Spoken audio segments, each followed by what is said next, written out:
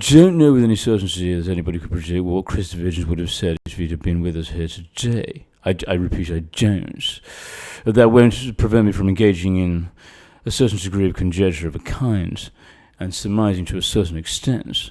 I say this, of course, in reference to the ongoing brutal war between Vladimir Zelensky and Vladimir Putin. I can say with a certain degree, or with the Russian-Ukrainian war, I should say.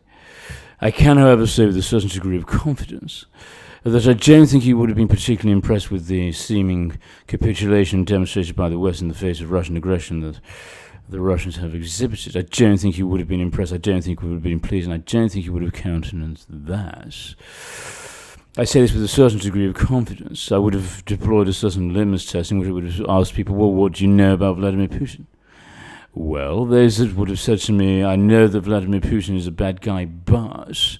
Well, I simply would have said, you don't know Vladimir Putin. You don't understand his Russia at all. You've got no idea what it's like to live under a brutal fascist dictatorship in which political opponents are thrown into prisons and gulags on an unprecedented scale that we've not seen since the Stalinist era. You don't know. I'd say you don't know what it's like to live under a fascist dictator who wishes to remain in power ad infinitum. And so I leave you with these words, ladies and gentlemen, brothers and sisters, comrades and friends.